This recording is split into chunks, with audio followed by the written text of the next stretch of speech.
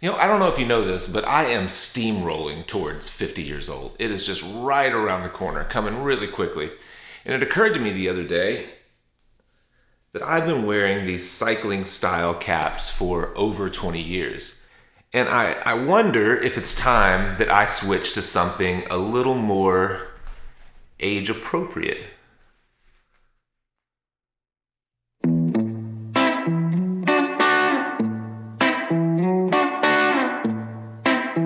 Hey Shaka Bras, welcome to the Fireside. My name is Jake, and before we get started on today's episode, I really do need your input on whether or not I should change up my hat game, because really, you're the only people that I trust anymore.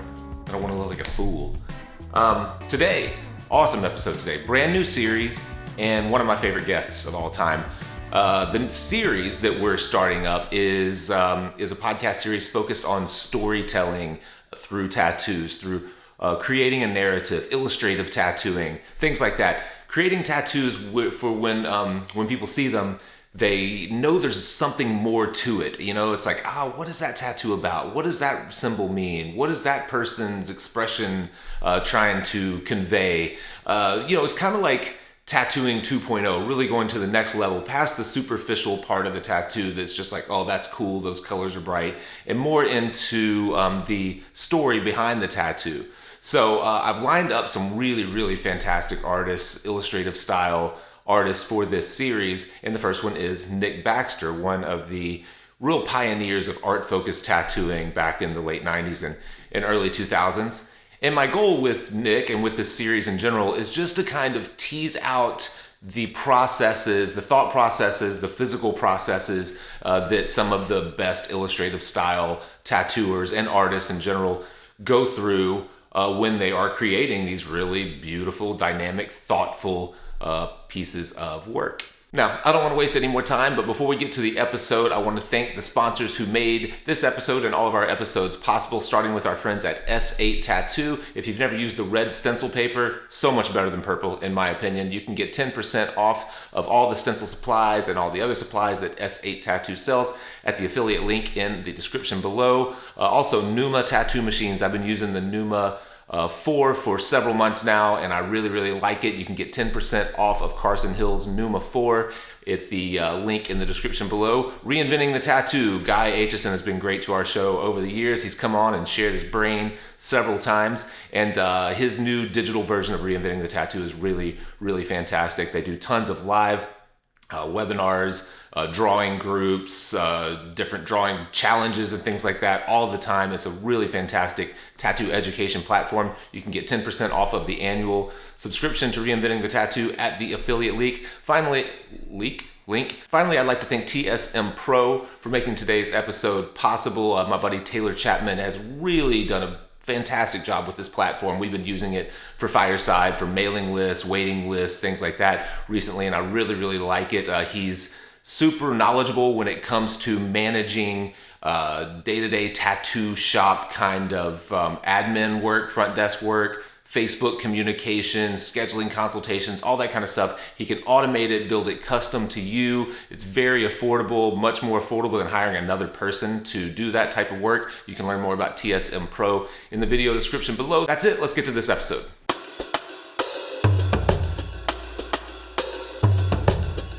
If you were to talk about your process, and I don't care if we start with tattoos or painting, or maybe we'll get into what the differences might be between the two, but like where does it start for you from an idea out? I do a lot of reading, I guess. It would start with like reading ideas, reading anything culturally relevant to the concept. If it's a Western concept, if it's an Eastern concept, if it's like more, if there's some sort of like ancient tradition that backs it up, like a whole lineage of subject matter and imagery that I could draw from, I'll kind of dig into those avenues. Or if it's like more of a modern idea, or I want to give it a modern twist, that I'll try to figure out what in current pop culture might resonate with that concept or that idea.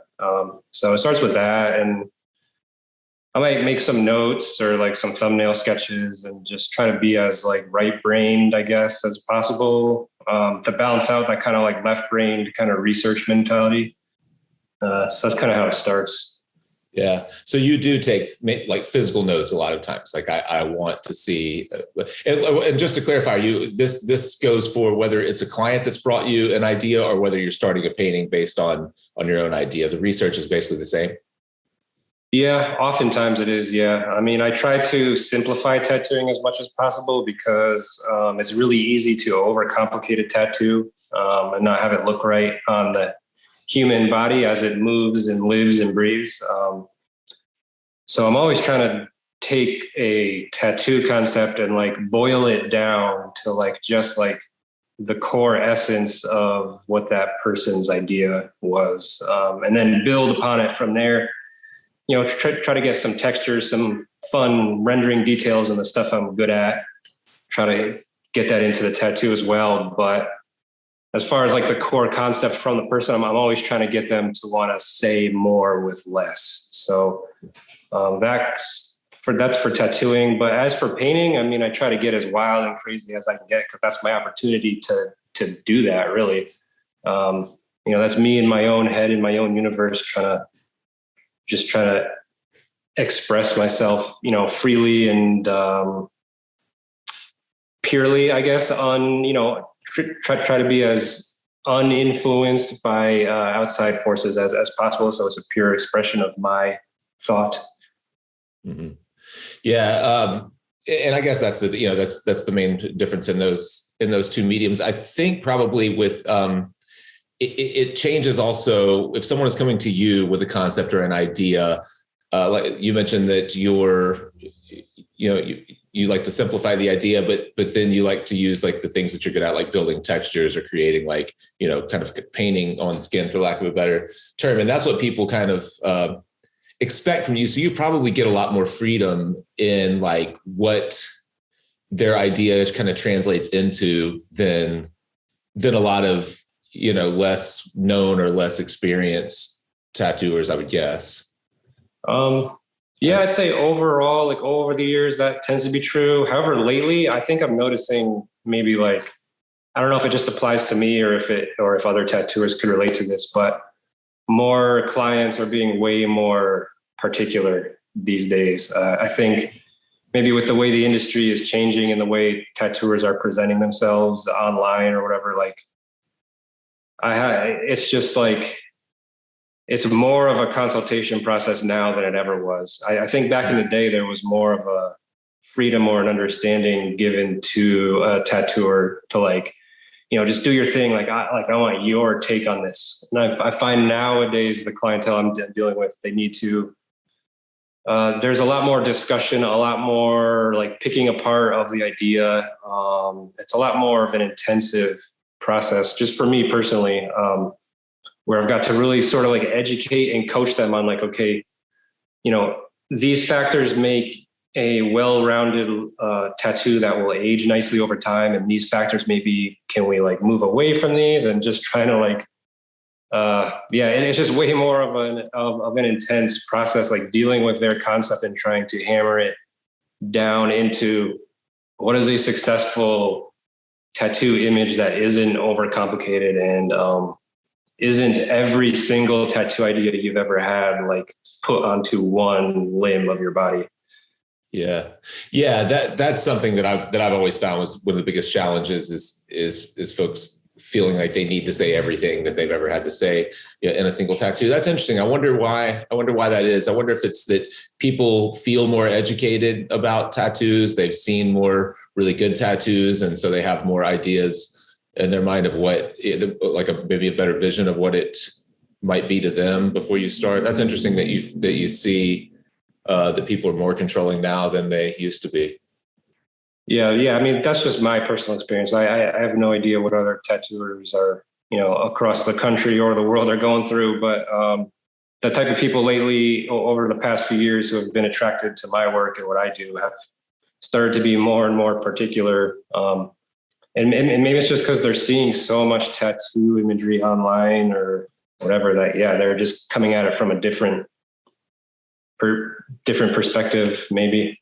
I don't know. But so, I mean, as far as trying to like boil their idea down to like a narrative and in simple like iconography or symbolism that really works. Yeah, that's more of like a challenge now. And it's more of an intensive consultation process where I might have to like show them a draft first and, kind of get them to sign off on that before I invest more hours into a drawing that they might just like pick apart in the end and I have to redraw it anyway. Yeah. Yeah. So, okay. So you back to kind of the process, you research the idea, and let's just stick with the tattoo side of it for now, but you research an idea, you're making notes, you're trying to learn a little bit about the history and relate it to whatever the story that they're trying to convey or that you're trying to illustrate. You like to simplify the concept and try to boil it down so that the tattoo is readable. Do you tend to come back when it comes to like actually choosing imagery, whether that's, taking photographic reference or pulling stuff from the internet or drawing from your imagination or whatever, do you tend to like to come back to the same types of you mentioned what am I trying to say? Iconographic. What am I saying? What's the word? Like things that represent a particular idea to a big group of people. Do you tend to come back to like anchors, or do you like to like experiment and really push what the imagery can be within that kind of narrative? I guess for me, that's kind of a case by case basis. Like I got to feel out the tattoo client, kind of see where their head's at, where their preferences are, how experimental they're willing to get, or how much creative freedom they're willing to give. I always try to insist that I have some creative freedom just because I've put all the years of work and study into being an artist and honing my craft and my skills. But, yeah, I would say the answer to your question is it's kind of different every time. Yeah. Yeah. I think, just thinking about it from my own experience, a lot of times I will I'll see people come with maybe they're influenced by another tattoo or something like that. Like they see another piece that really like speaks to them. And so they're really stuck on, the silhouette of the dad holding both of his kids' hands inside of the iris of the eyeball or whatever. You know what I mean? It's like, oh, this represents family to me. And so like that just becomes this like piece of it to them. Like it has to be, this thing. And they have 5 reference images of different tattoos of that exact thing. And my first instinct is to try to ditch that idea as fast as I can, because it seems like it was like the lowest hanging fruit to them. It was like the thing they grabbed onto first. And most of the time in my experience, that's where you start to go wrong, is whenever you like settle on the very first thing. Like if I think something is right in a painting and I start painting to that, I guarantee you that thing is wrong. And then that's why nothing else is going to end up right. You know what I'm saying? Yeah. So that's why I was kind of asking, do you tend to push people? Like, do you try to get them to think what other imagery might represent that idea? Yeah, I often do that. Yeah. There's like a subtle, polite kind of nudging that happens, like, through the consultation process. You got to propose ideas and say, I think this idea has a lot of dynamic potential to have a lot of depth or to be really striking, to create a nice image. And it also represents your idea very well. So how do you feel about this? So yeah, I try to evolve it. I try to avoid, like you said, the low hanging fruit or the obvious sort of Pinterest level cliches, but, each client's different. And so you kind of have to feel that out. Yeah. How much of your like consultation process of the experience with that person, you're thinking about them and their personality and that interaction during the drawing process, and that does like their own kind of individuality come into the way that you tell the story in that tattoo? I try to whenever possible. If it's a local client, I try to schedule an in-person consultation and kind of get a feel for their personality, their tastes, and their preferences. It's a little more difficult for long distance clients. But yeah, I think once you just get to know someone a little bit, you sort of have an instinct of like what they'll go for and what they'll be opposed to. You can start to profile their taste preferences from there. Mm-hmm. Yeah. And you do that some without them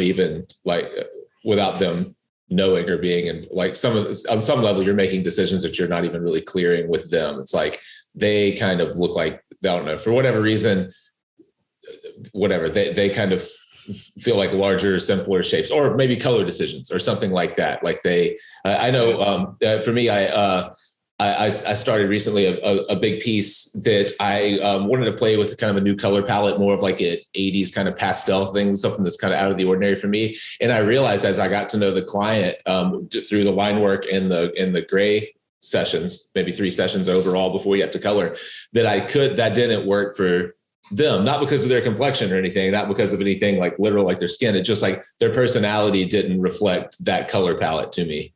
And I never mentioned that to them. I just like, as I got to know them, I was like, they're not like Miami Vice at all, you know? Yeah, that makes sense. Yeah. And I think that's a very skilled and mature move on your part. Like you gotta be in tune with your client and sort of be their advocate as well. Like obviously you're trying to push your ideas and your expertise because you're highly trained and you're experienced in your craft, but you also have to like be in tune with them and their wants and needs. So I think that's a good move. And I've definitely done certain things like that where I've wanted to take things in a more, I don't know, kind of crazy direction, but then I realized like a session or 2 in, like I've got to kind of dial it back. And like, I know that they wouldn't go for a certain thing. And so I can find a just as attractive solution that's different, but suits them better. Yeah. Do you ever find that you're limited by your clients' expectations of you? So like, say, for example, when trying to create a design, like they want that cool kind of glowing organic thing that you do. And they want the, particular, like, these textures that fall from light. So, stuff that when people flip through and they say like, oh, that's a Nick Baxter piece. Like, do you find that a lot of the stuff that you've done over and over through the years kind of like box you in and affect you from, or prevent you from pushing some of these narratives in different ways, or no? I don't find that, interestingly enough, on the client side of things. I find it on my side of things. Like I'm just like, there's just these well-worn thought patterns in my head, and it's hard to break out of those. Like I'm always trying to experiment and expand my repertoire. But you always kind of fall back into what you know, or just these very well-worn thought patterns in your head of like, yep, like you're always going to make like this decision at this point just because it's what you've always kind of done. And in a way there's nothing wrong with that, because that's what style is. Style is the end result of that process I just described. And everyone wants to be known for having their own unique style. So it's not necessarily bad, but I find on my end, I end up producing a similar look just because that's how my brain works, and like sometimes a client will want me to step out of my box, and then I feel more comfortable doing so. And I can take some risks, or, not bad risks, some calculated risks that I know will ultimately look good. But yeah, no, I mean, earlier in my career, I did want to really avoid feeling boxed in by clients. And so I would purposely turn down certain projects that were like other projects, but I don't really feel that pressure or that need within myself anymore. So it's more like on my end of things, like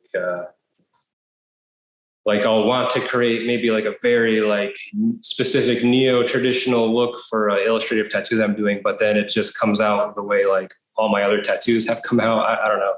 And not like this vision I had in my head that was different.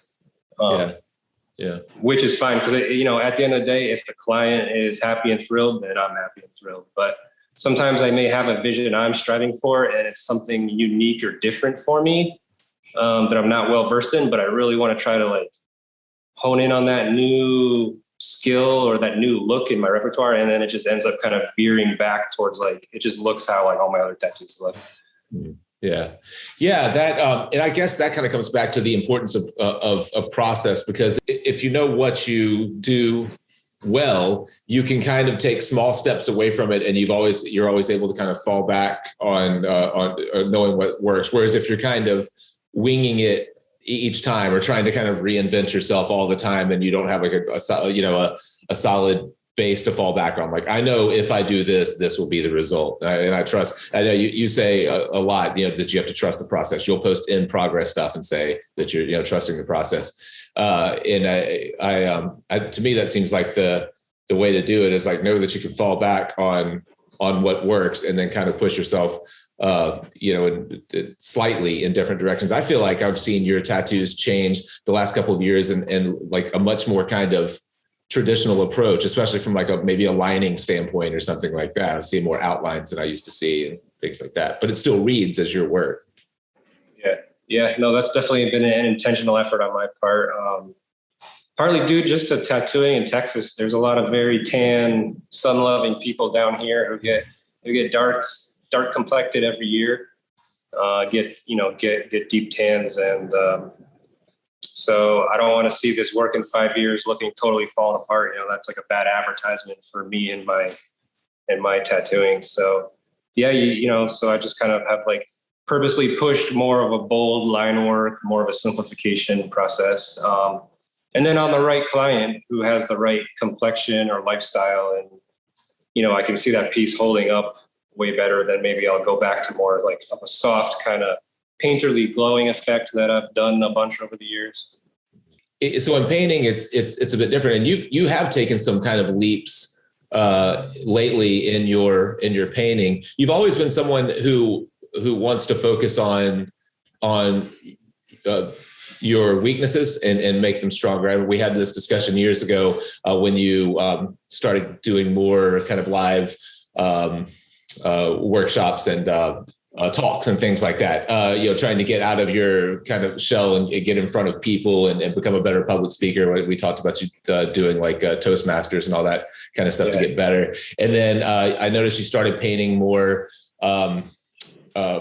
heads, faces. I was going to say figurative, but it's more like portrait kind of stuff in your fine art. And then lately I've seen like cartoon characters popping up in your paintings and things. So it's like, you're really kind of experimenting, pushing boundaries on that side. In some ways, working on your weaknesses. I'm curious about the cartoon characters. I haven't read into it to see what it's about, but that doesn't, to me, feel like you're working on a weakness. It feels like a true kind of experiment in some way that I might not understand yet.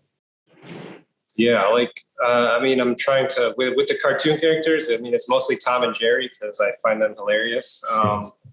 But in my head, it's just, it's symbolic of like the cultural muse. It's like pop culture, like the muse that keeps us entertained and distracted. And I'm kind of pairing that with just very serious, deep, kind of heavy themes and symbols as well. So I kind of am playing with that like extreme contrast of different ends of the spectrum between like funny, frivolous, just pointless, silly cartoons with like heavy themes of like environmental destruction or like, human mortality and like trying to come to terms with our existence here. So just trying to push the extremes as far as I can in my painting. Yeah.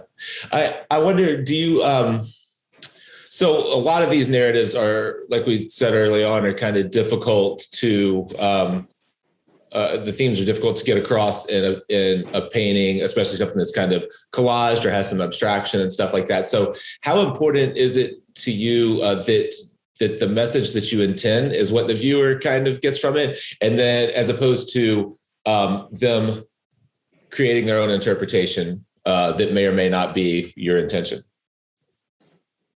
Yeah, for better or for worse, I am concerned that the viewer reads the painting in a way, at least on some level, the way I intended it. Maybe not exactly like, piece by piece of the painting, exactly how I meant it. But on some level, I do really wish for the viewer to like get it, so to speak, to have it resonate on roughly the same emotional or intellectual wavelength that I've intended it. And then little nuances of interpretation from there. I always have a lot of fun hearing people's thoughts, unfiltered by by them knowing what I intended. I like hearing just their initial impression. So yeah, I'm not one of these painters who just like wants to leave it totally open-ended to the artist and it doesn't matter what they take from it. I definitely do have a purpose and a goal with what I'm trying to communicate. And it feels good. It feels powerful to me when that purpose or that goal is like received in the same way by the viewer that I meant it. Mm-hmm. Yeah. Yeah. And I could, like you said, for better or for worse, I mean, because there's, that's I'm sure that's a great feeling whenever someone interprets it the way that you intended it. Then you, I'm trying to think of who was telling the story. I think it was Steve Houston. You know, the painter, Steve Houston, large scale figure painter, a really great teacher. He has some good stuff on YouTube, but I remember him talking about that he had done a portrait of his, think of his dad, and I may get the story wrong, but I'll get the point right. A portrait of his dad that he'd given to his dad for his birthday. And so it was a kind of a special occasion, a happy occasion. It was not meant to be anything more than that. And that portrait was lent back for a show. And someone that was looking at it was like talking to him about how sad they felt like the person was in the painting, not knowing that it was his dad, and kind of had their own kind of interpretation and interpreted it as like a dark and kind of somber painting. And Steve is like, yeah, that's right. That's right. You got it. He's like, because to them because it is right, because it was, their interpretation. And he was kind of talking about the value of like getting something from other people's interpretation of like your marks. It's a completely different than what you intended. Yeah. I think there's great value in that. And I also think art is like a beautiful, it's such a perfect, clear example of the concept of psychological projection. Like the viewer projects themselves onto your work. They project their mind state, their beliefs and feelings that they have when they're looking at your piece. That, so what's in them comes out in how they respond to your work. So that person was telling that artist, basically what was inside them, like in a way, because we all kind of see what we want to see in this world, like subjectively, based on our headspace that we're in, sort of like glass half full versus glass half empty. Like it's technically the same glass, the same amount of liquid, but you could see it one way or the other based on your beliefs or your headspace at that moment. And so art is like so amazing for that. So there's value in that because it'll open your eyes as an artist. It'll open your eyes to, a different way of seeing. And so I think that's always valuable. You actually introduced me to a painter that I've grown pretty fond of. I've actually bought a couple of his workshops, and that's Kevin Corder, a landscape painter. And we're talking about narratives and getting kind of these complex ideas either onto skin or onto canvas and trying to tell stories. And sometimes I know that can get intimidating. I know for myself, I used to be worried that I didn't have like a strong enough, sense of like, I didn't have strong enough opinions. I'm kind of like a lot rolls off my back, and I'm not easily bothered or offended. And I tend to like skip through my own life a little bit. And it used to bother me that I didn't think I had anything important enough to paint or, you know what I mean? Like anything important enough to say. And I've learned, with people, being into, landscape painters and things like that a lot of times the narrative, just like this person that projected themselves onto Steve Houston's portrait, a lot of times it's just a matter of the story is just what it feels like to be in that space at that place, at that time. So it can really run the spectrum of meaning or importance or whatever when you're talking about creating a narrative. Yeah, I definitely think so. I mean, probably more so with painting than tattooing for sure. I think, there's more restrictions in tattooing just based on what works as a tattoo and what doesn't work on skin. Than, with painting, it's like so just open-ended to, like you said, the full spectrum of what someone wants to interpret it as. Right. Yeah.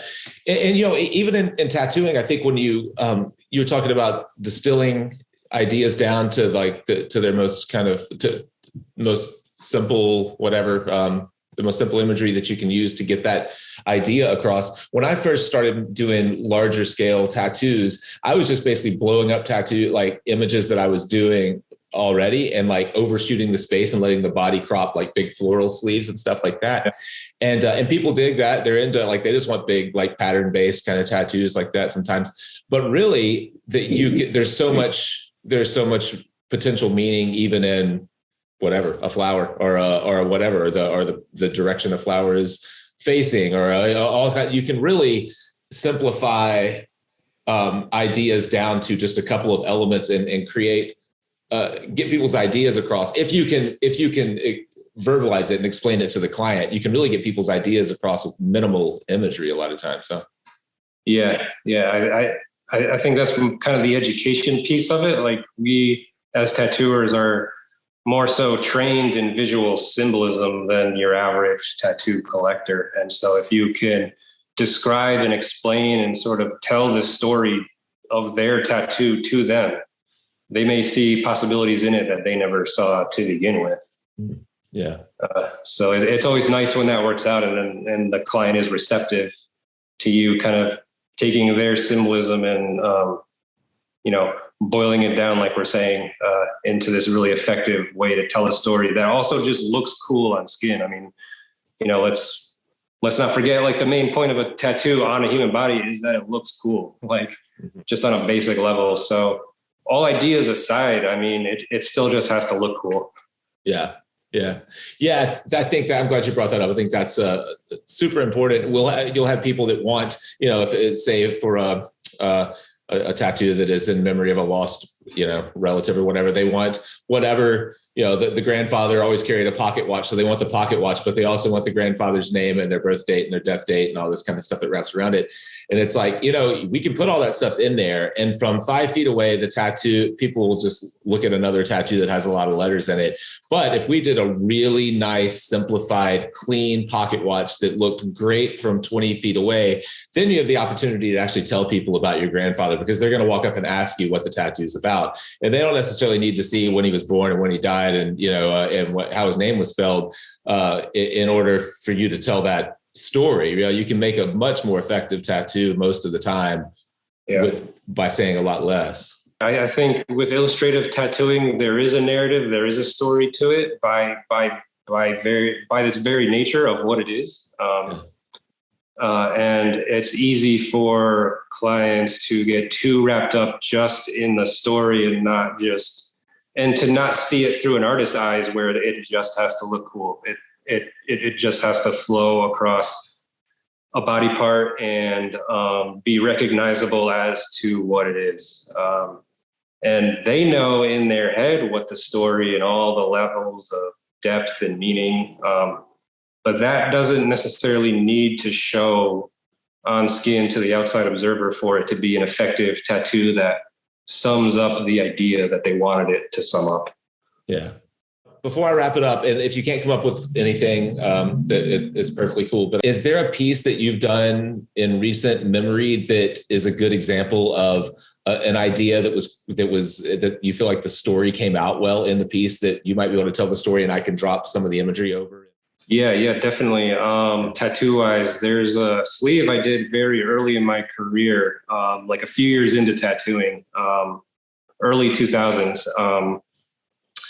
And it was so important to me at that time. It was a really groundbreaking piece that I tried new techniques and really was ambitious with it, to the absolute limits of my tattooing and artistic skill at that time. And it was an evolution sleeve on a very nice woman who does ocean floor sonar mapping.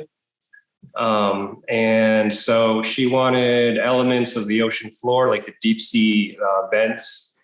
And she also wanted to tell the story of evolution through the entire piece, from single-celled organisms all the way to up to the first fish with legs that crawled out on land and started that whole era of biology. Plus she wanted to represent her love for the sea, so there's a classic mermaid in there as well. So there's all these narrative ideas wrapped into just this one sleeve. And I was able to rework it this past year because it had seen a lot of like sun abuse over the years. And, a lot of the colors had faded out, as they always do in color tattoos, especially ones that see any kind of like sunlight or whatever. So, so she came back to me. The piece was really faded out.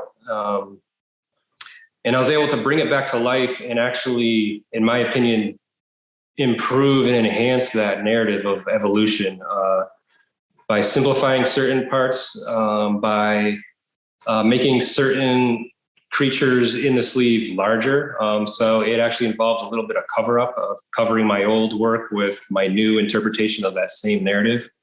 So I have some before and after shots I can give you, and it's on my website currently. It's in the cover up gallery on nickbaxter.com, but there's a lot of narrative in that piece, and it's definitely squarely in the illustrative tattooing genre.